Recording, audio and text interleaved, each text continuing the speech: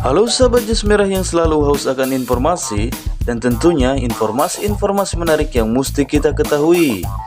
Jadi jangan lupa klik tombol subscribe-nya agar ketika Jas Merah memberikan informasi menarik lainnya, kalian akan menjadi sahabat Jas Merah dan akan mendapat notifikasinya.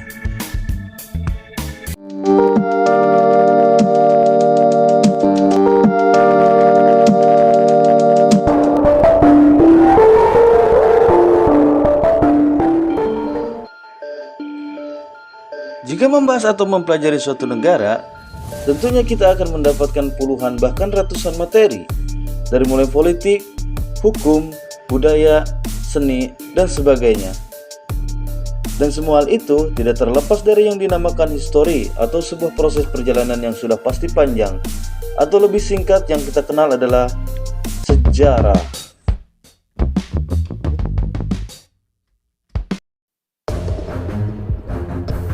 Tidak terkecuali negara kita tercinta Indonesia, begitu panjang cerita NKRI yang telah dilalui. Terlebih negara kita adalah negara bekas jajahan hingga ratusan tahun lamanya.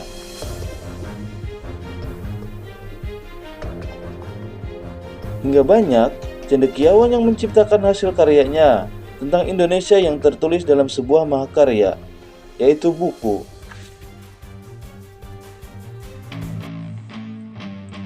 Salah satu ciri khas sebuah negara adalah lambang negara. Selain sang saka, bendera merah putih yang menjadi ciri khas negara Indonesia, lambang negara juga memiliki peran penting dalam sebuah negara merdeka. Untuk itu, pemilihan lambang negara tidak serta-merta dipilih begitu saja tanpa proses yang panjang, dan pastinya melibatkan para pemimpin-pemimpin yang tangguh pada masanya. Serta lambang negara juga melambangkan kekuatan, ketangguhan sebuah negara.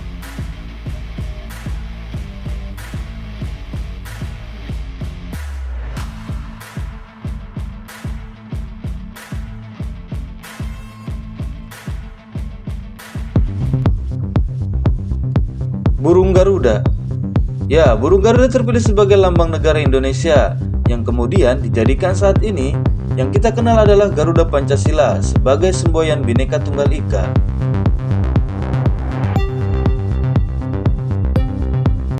Lambang negara ini sempurnakan dan diresmikan pemakaiannya oleh Presiden Soekarno pertama kali pada sidang Kabinet Republik Indonesia Serikat, tepatnya pada tanggal 11 Februari 1950 atau 5 tahun setelah Indonesia merdeka.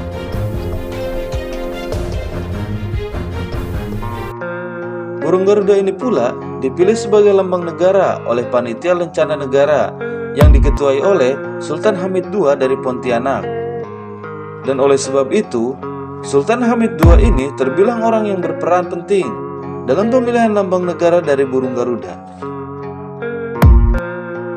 Kemudian, setelah disahkan oleh sang presiden pada tahun 1950, 3 tahun kemudian lambang Garuda Pancasila ini diatur dan tertuang pada peraturan pemerintah nomor 43 tahun 1958. Dan hingga saat ini diubah dengan berlakunya Undang-Undang Republik Indonesia nomor 24 tahun 2009 untuk melaksanakan pasal 36A Undang-Undang Dasar 1945.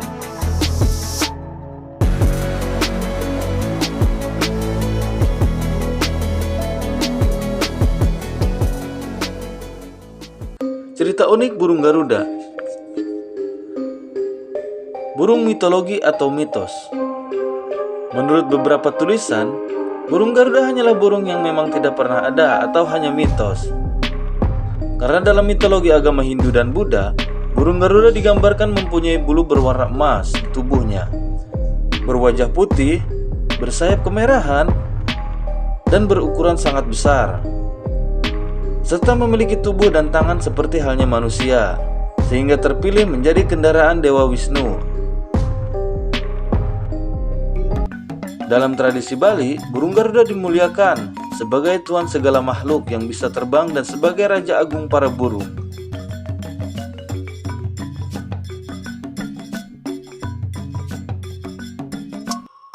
Meskipun burung Garuda sebagai hewan mitologi, Namun gambaran fisik serta sifatnya memang tidak salah untuk diterapkan dipakai sebagai lambang negara, yaitu sebagai bangsa yang gagah berani tetapi pemelihara dan penjaga.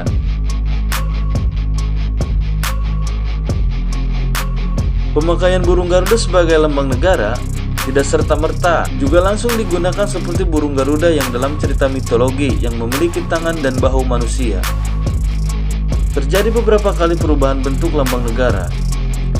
Dari mulai pita putih bertuliskan Bhinneka Tunggal Ika yang sebelumnya adalah merah putih hingga penyempurnaan penambahan jambul, dan mengganti bahu dan tangan manusia dengan badan Raja Wali, serta dilengkapi dengan simbol-simbol yang menempel gagah hingga saat ini.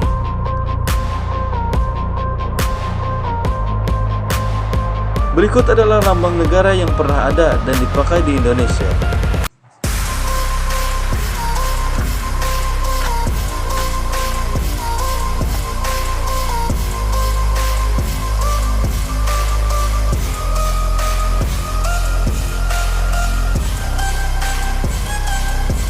Kendati pun demikian, burung Garuda memiliki kemiripan dengan burung elang Jawa yang keberadaannya hampir punah saat ini karena sama-sama memiliki jambul yang terlihat gagah.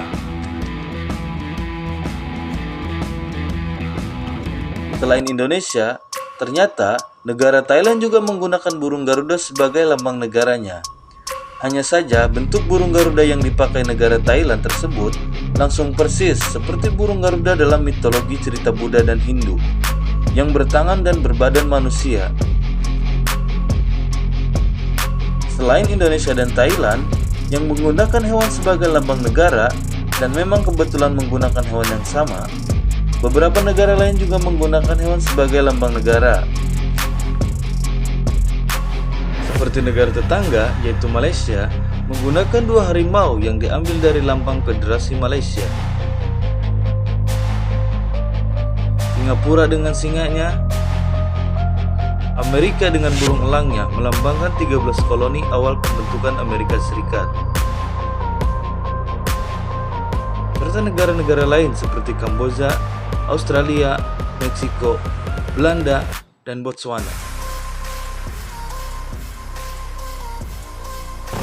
Seperti yang kita ketahui, meskipun bendera merah putih terlahir lebih dahulu, yaitu pada tahun 1944, pada saat Jepang menjanjikan kemerdekaan kepada Indonesia. Jauh sebelum itu, bendera merah putih sudah ada dan dipakai pada masa kerajaan. Puncaknya pada masa penjajahan Belanda, tepatnya pada tahun 1928. Para pelajar, kaum nasionalis, serta para pemuda sempat mengibarkan bendera merah putih. Hingga ada aturan Belanda melarang masyarakat Indonesia mengibarkan bendera merah putih. Meskipun lambang negara burung Garuda terlahir lebih muda, tetapi keduanya tidak dapat dipisahkan. Hal itu terbukti dari setiap instansi pemerintahan atau ruang-ruang sekolah, bahkan ruang rapat kerja swasta, selalu terpampang lambang negara berdampingan dengan foto sang presiden yang sedang menjabat. Nah, mungkin itu saja yang Jas Merah informasikan. Pemilihan suatu ciri khas negara bukan tanpa alasan serta tujuan. Semua dilakukan agar menandakan bahwa negara telah merdeka. Dan sudah barang tentu, kita harus menjaga dan menghormati, bukan sebaliknya malah menjadikan bahan candaan atau olok-olokan.